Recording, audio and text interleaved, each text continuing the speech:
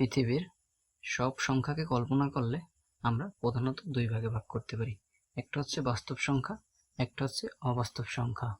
অবাস্তব সংখ্যা বলতে আমরা √(-1) এই ধরনের সংখ্যাকে বুঝিয়ে থাকি। বাস্তব সংখ্যা বলতে আমরা আমাদের জীবনে যেসব সংখ্যা ব্যবহার করে থাকি তাদের বাস্তব সংখ্যা বলে।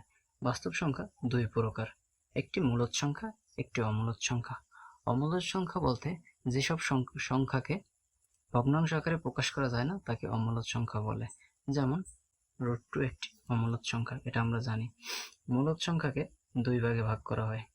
দুই ভাগের মধ্যে একটি হলো পূর্ণ সংখ্যা, একটি হলো ভগ্নাংশ।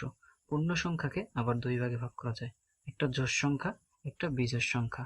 ভগ্নাংশকে আমরা তিন ভাগে ভাগ করতে পারি, প্রকৃত ভগ্নাংশ। যেমন যদি আমি একটা উদাহরণ দিই, 5/7। এখানে দেখতে পাচ্ছেন যে হর বড় লব ছোট, এটা প্রকৃত ভগ্নাংশ। অপ্রকৃত ভগ্নাংশের ক্ষেত্রে 7/5। এখানে অপ্রকৃত ভগ্নাংশের ক্ষেত্রে আমরা দেখতেছি যে আমাদের হর ছোট লব বড়। তারপর আছে মিশ্র ভগ্নাংশ, 3:4/12, এটি একটি মিশ্র ভগ্নাংশ।